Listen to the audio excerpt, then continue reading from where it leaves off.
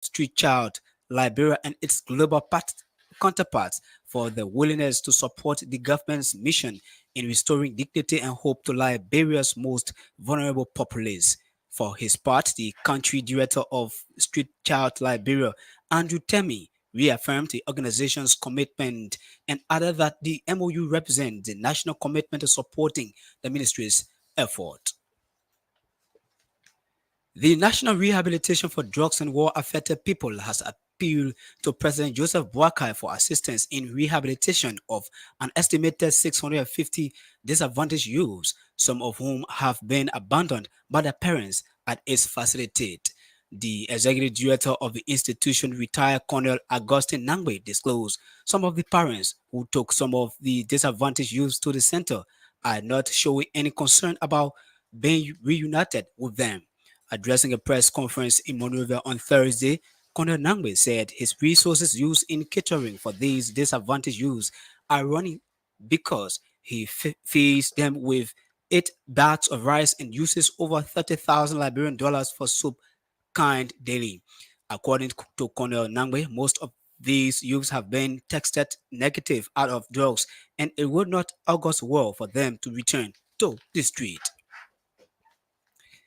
A faith-based pro-democracy organization, the Faith and Justice Network, has called on the Liberian government to uphold the independence of auditing institutions by providing them with the resources and authority needed to carry out their mandate without interference.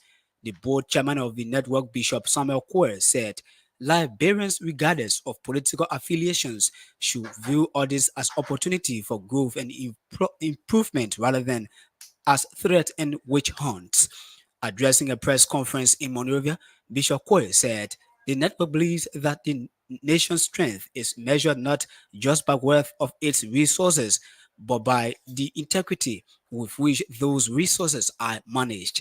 According to Bishop Kwe, Liberians should embrace audits as an opportunity for government institutions to demonstrate their commitment to ethical practices and earn the Liberia's people. The National Port Authority Public Relations Officer Piwi Besa has revealed the arrival of investors at the Freeport of Monrovia for the purpose of port development. Speaking via telephone on the Super Morning Show Thursday, Piwi Besa said the delegation of 12 Chinese men have come to assist in port management and improvement of the operations in promoting national development.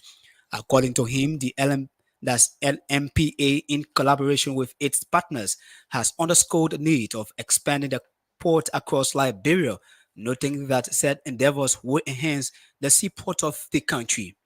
Besa then used the occasion to call on the public against false and misleading information circulating on social media platforms regarding job opportunities at the Freeport. Margibi County Senator Nathaniel McGill is calling on the national legislature to conduct a full-scale investigation in public outcries that the 2024 budget has allegedly been altered. Speaking at a joint press conference Thursday, Representative Musa Beliti and Senator McGill, in separate remarks, said an investigation concerning the alleged tampering of the budget is necessary as it will establish facts surrounding the 2024 budget. According to the lawmaker, the widespread of the allegations suggests that the national budget has been tampered with. Meanwhile, Representative Musa Beliti of Nimba County has assured or accused members of the House Representative, the House, for altering the 2024 national budget.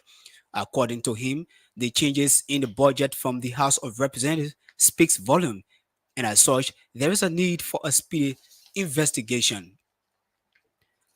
And away from home, South African prosecutors have dropped charges against 95 Libyans who were arrested on suspicion of receiving trainings at an illegal military camp. The cases was withdrawn because of insufficient evidence, said National Prosecuting Authority spokesman Monica Yusua.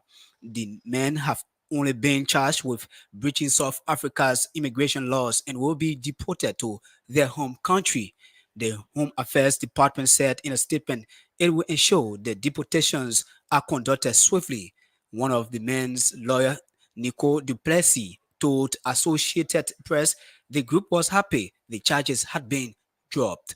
The group is expected to be deported to Libya's second city, Benghazi, since the ousting and killing of Libyan leader Muammar Gaddafi in 2011. The country has suffered from chronic insecurity. The group were arrested in July after South African police raided a farm in White River, a small town in the northern province of Mpumalanga.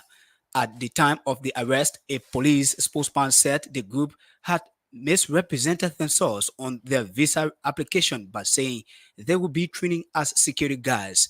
Lesson firearms and military tents are allegedly found at the camp, along with cocaine and cannabis. Well, Oliver, that's the shape of the bulletin. Is back to you for the continuation of the program.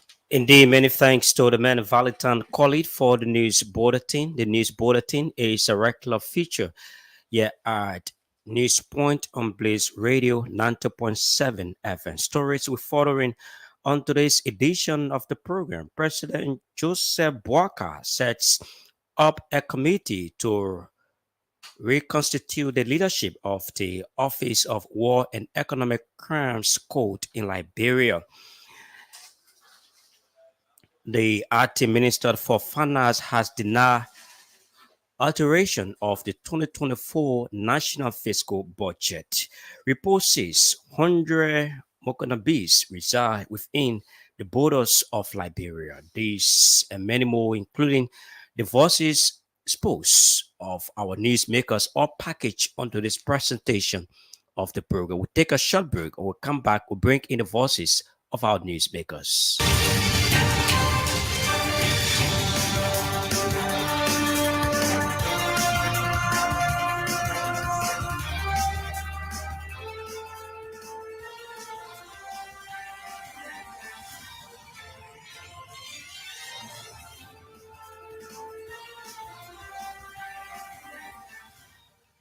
Thanks for rejoining us. We now go for the voices of those making the news tonight on the program. The National Rehabilitation for Drugs and War-Affected People has appealed to President Joseph Boakai for assistance in the rehabilitation of an estimated 650 disadvantaged youths, some of whom have been abandoned by their parents at its facilities. The executive director of the institution, retired Colonel Augustine Nangbe, disclosed some of the parents who took some of the disadvantaged youths to the center are not showing any concern about their well-being reunited with them. Addressing a press conference in Monrovia on Thursday, Colonel Nangbe said his resources used in catering for these disadvantaged youths are running because he feeds them with 8 bags of rice and uses over 30,000 Liberian dollars for soup count daily. Running into 600 now, both male and female. The female will be 49 and the male should be around 500. Some of the children mother are helping me, and we helping also our citizens. The little resources I have and what I'm using to help the people. The area abandoned the children. I told them they're not pressing compact to keep the children here. They have to come because I want to put children in the street. So I continue to call upon them to come. I want to send you to register that information. You know, they have to come. They have to come for the children. After 3 months, you have to come and do a readmission. If not do readmission, we'll make sure the child or the children should be taken back to the parent house. Because after 3 months, it be deep and stabilized into a reform minor. Then your parent will come. If they want you to be here to go through the skill training, while it's driving, play trade, and so making, rest of the other things, they have to come and show some concern. But perpetually the children here, and you're not showing no concern, they're not good. More than 50. I had the contact call and they call the phone off. They didn't even answer. The children said try to call them, no way. And they play not pressing compound to keep people children. And now abandon home, they have to come here and take the children. Hey, better every day that's money. Hey, better will tell them someone 1,000 for soup. I'm running out of money. Nana ma well now, I have mistake for 50 bag arrest then now. Government still stay in the situation, and government been engaging me children. They've been talking to me, they said they will come. I've been waiting. But Honorable Joseph Braga, who is the president and the commander-in-chief of the armed forces of Liberia, he have not yet come. You'll come on, you say, able lieutenant. My brother, I need a place to be upgraded to the standard, international standard. As you see the clinic, the other day the government come from the health ministry. They said they want the place to be upgraded to the standard. I think you see the place now, up to the standard. And I need them to come here. To come here with mercy. That's the voice of Augustine Nangwe. He is the National Executive Director of the National Rehabilitation for Drugs and War Affected People. A faith-based pro-democracy organization, the Faith and Justice Network, has called on the Liberian government to uphold the independence of auditing institutions by providing them with the resources and authority needed to carry out their mandate without interference. The board chairman of the network, Bishop Samuel Kwar, said Liberians, regardless of political affiliation, should view audits as opportunities for growth and improvement rather than as threats and witch hunts. Addressing a press conference in Monrovia on Thursday, Bishop Kwar said the network believes that the nation's strength is measured not just by the wealth of its resources, but by the integrity with which those resources are managed. We call on all people of faith, public officials, civil servants, and citizens to support the audit process. We call on the government to support and uphold the independence of auditing institutions, providing them with the resources and authority needed to carry out their mandates without interference or bias. The independence and integrity of the auditing bodies must be upheld to ensure that their findings are credible and their recommendations are implemented. This will not only enhance public trust, but also ensure that Liberia's resources are used for the benefit of all its people. Fellow citizens, by embracing audits, Liberia can take significant strides toward achieving greater accountability, transparency, and sustainable development. The Faith and Justice Network remains committed to advocating for good governance and will continue to support initiatives that foster integrity and justice in the management of our nation's resources. Recent public discourse has revealed a troubling trend of audits being perceived and often mischaracterized as witch hunt. The FJN joins all non-state actors to dispel this misconception and reinforce the importance of audits in building a transparent, accountable, and just society. We believe it is imperative to clarify the role of audits in fostering good governance and protecting the integrity of state resources. That's the voice of Samuel Kwar. He is the Bochian. They are the faith-based pro-democratic organization speaking to a team of journalists. Former Vice President Joe Howard Taylor has disclosed that the significance of affection and determination in transforming the country's less fortunate children is key to national development.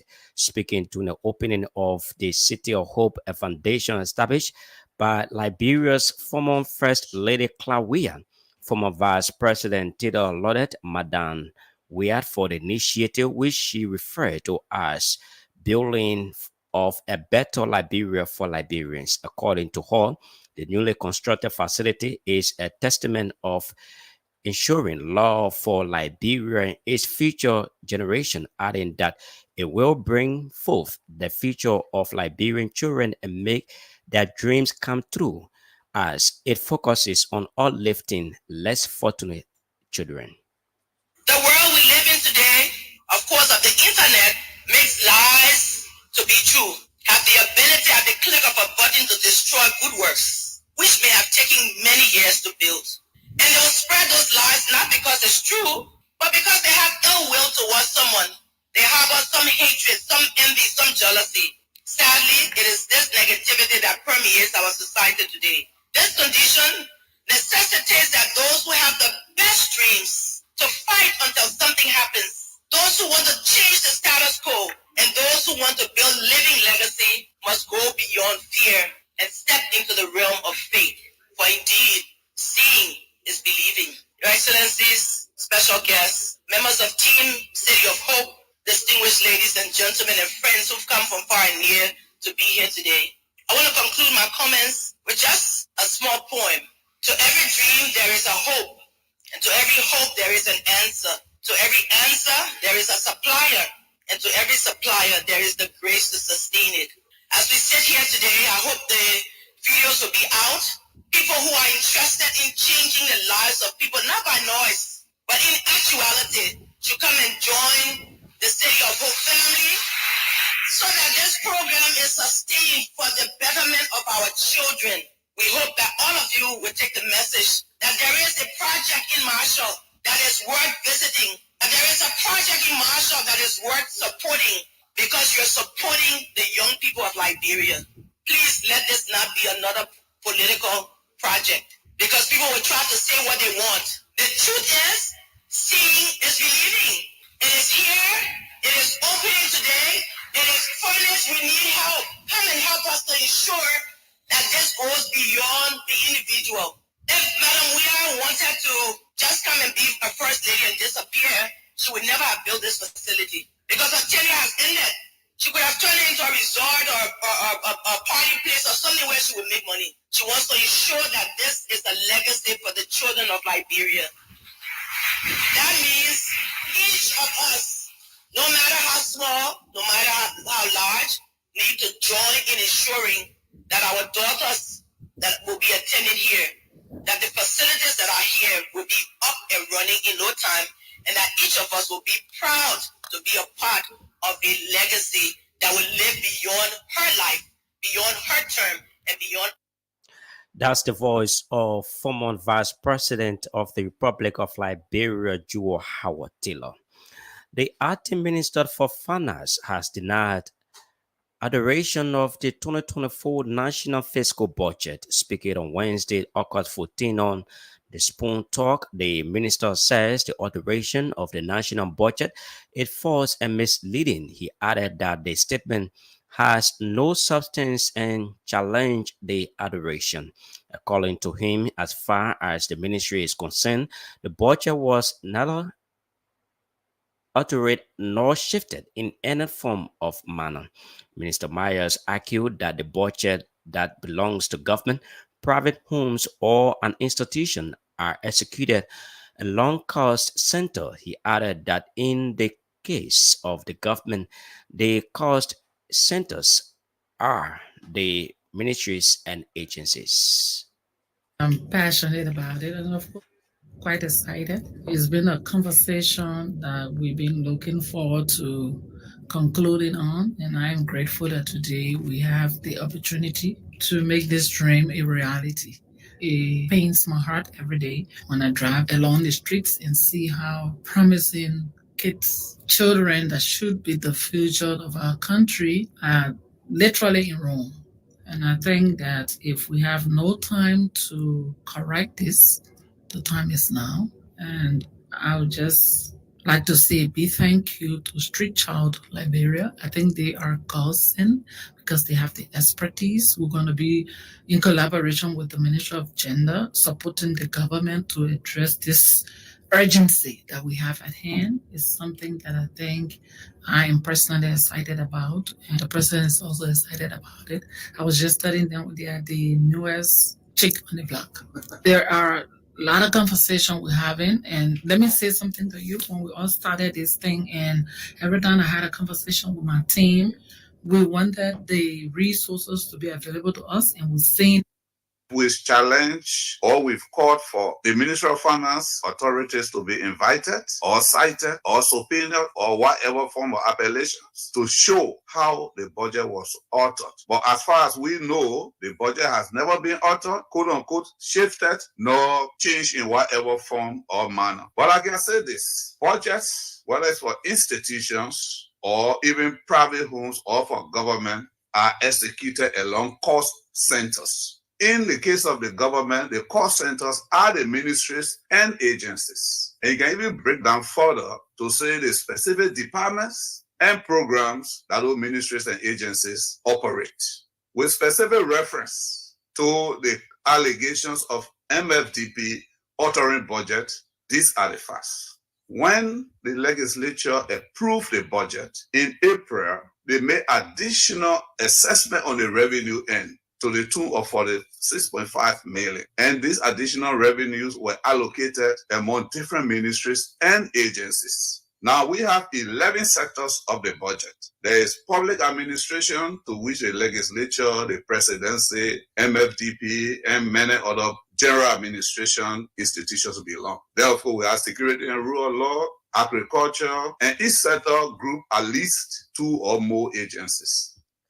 He's Liberia's acting Minister of Finance, Anthony Myers. At this time, we now join Stephen Talu for the Passion of Last Post. Stephen, good evening. Good evening. The president of the Liberia Football Association has pleaded with a local match commissioner to be patient and wait for their moment when FIFA and CAF will hand them their international stage.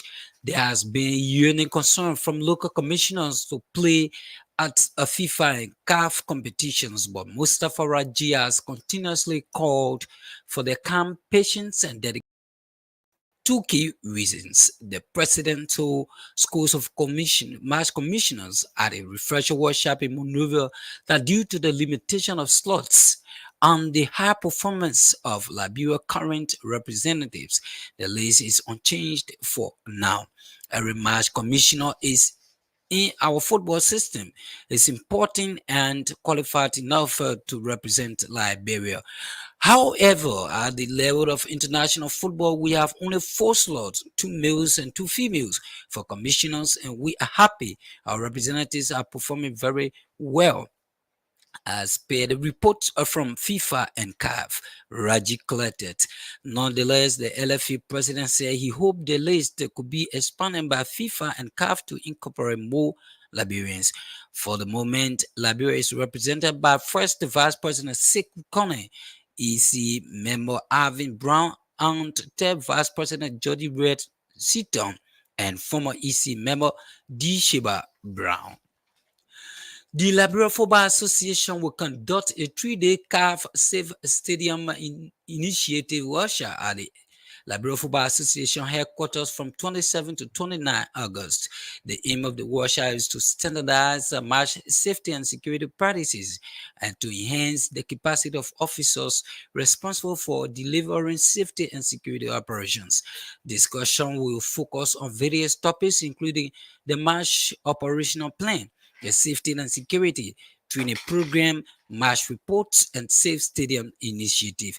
The training is in support of a meeting held by CAF with all 54 member associations in May 2024 on safe stadium initiative to ensure the safety of all spectators. On the African scene, with a statement on their official website, Wolverhampton Wanderers have announced that talented attacking midfielder of Nigeria descent Tom Indozi has signed a new contract with the club. Tom, who is the younger brother of Southampton's first-team winger, Samuel Indozi, has signed his first professional contract with Wolves. The younger Indozi is product of a London-based grassroots club, SYZ Academy, which produced the Huddersfield Town Academy graduate Mustafa Ulugonju and former Middlesbrough United centre forward Hamed Ishula. Tom has signed professional forms at Wolverhampton Wanderers after his impressive performances for Richard Walker's under 18 team since they joined the club 2 years ago. The 18-year-old netted 5 goals and produced 2 assists in the 35 appearances in the Honor 18 Premier League. Last season, the Anglo-Nigerian begged a brace on his debut in the Premier League 2 against the Newcastle United and went on to play in 5 more games at the back end of the campaign. Edozie has also made appearances in the Premier League Cup, Premier League International Cup, and FA Youth Cup since he joined Wolves. He has been promoted to Wolverhampton Wanderers development squad on full-time basis for forthcoming season and will be registered on the club's Premier League roster as an Honor 21 player. And finally, Premier League, who will be crowned champions, Gary Neville and Jamie Carragher disagree on the winner who will be crowned Premier League champions this season. Sky Sports pundits Gary Neville and Jamie Carragher disagree on who they think will leave the trophy come mid next year. Manchester City are immune to continue their Premier League dominance with an unprecedented 5th consecutive title this season.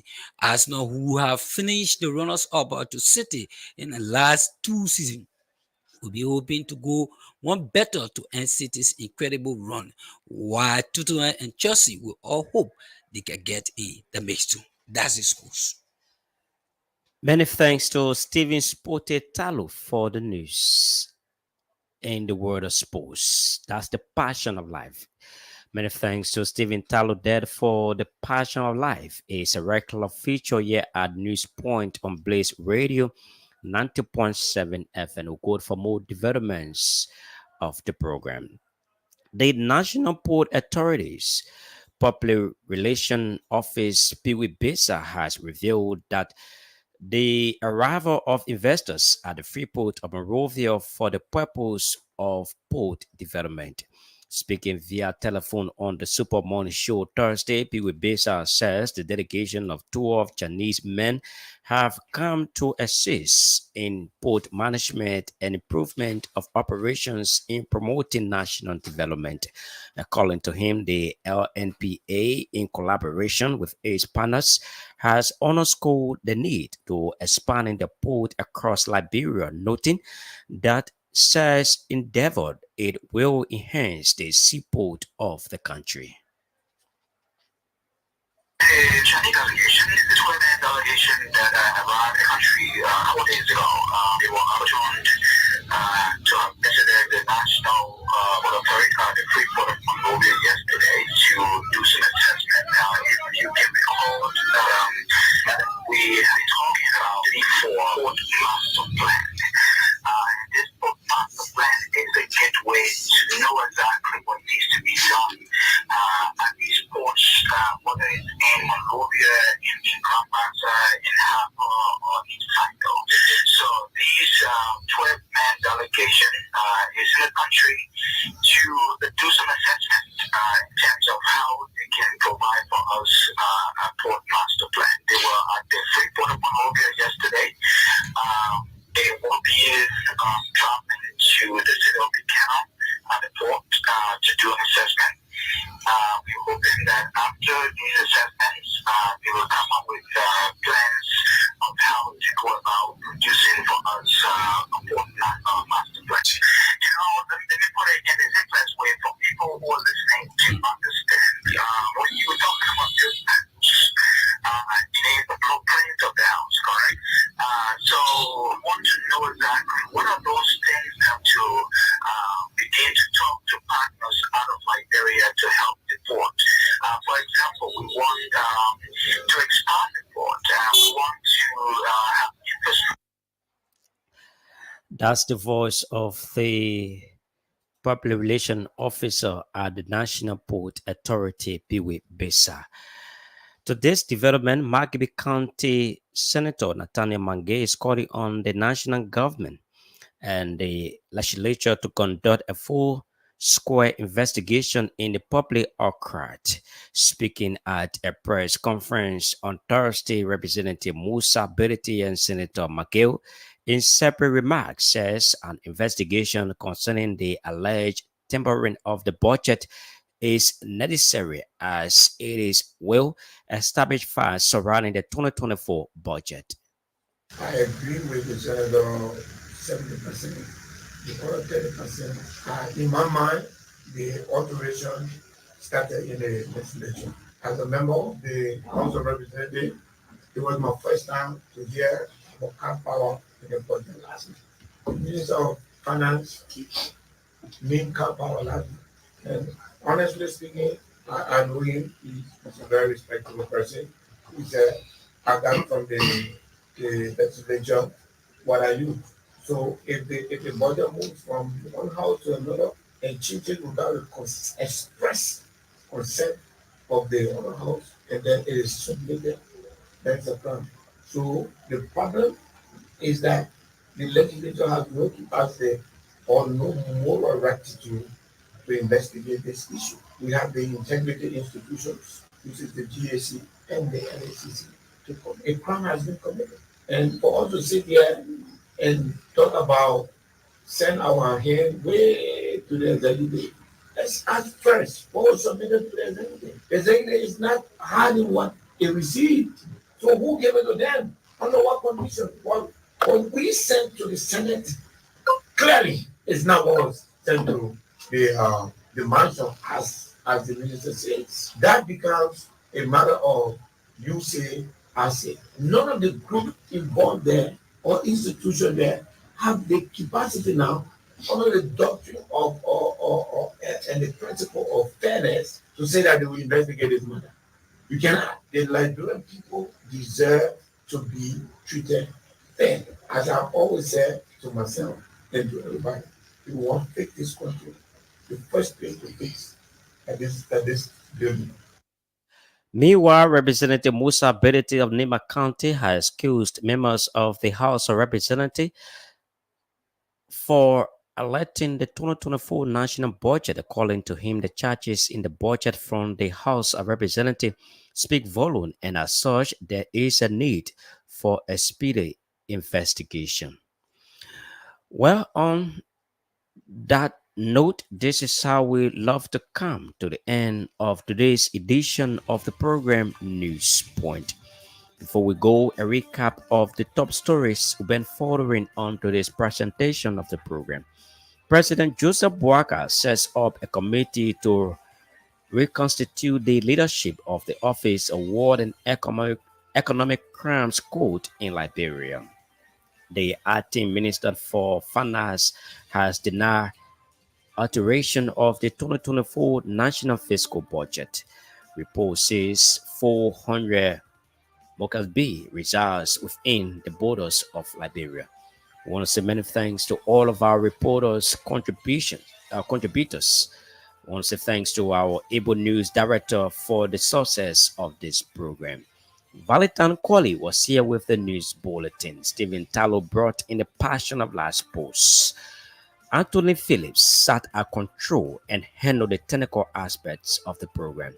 I want to say thanks to all of you for your listening role. On behalf of the entire production team, here at the Blaze Communications Network News Point, coming from the News and Current Affairs Department here at the Blaze Communications Network Incorporated. My name is Oliver McIntosh, our anchor on today's presentation of the program. Until then, I want to say thank you for joining us. Do join the station 7 o'clock tomorrow morning for another fresh edition of the program, The News Point. Thank you and good night.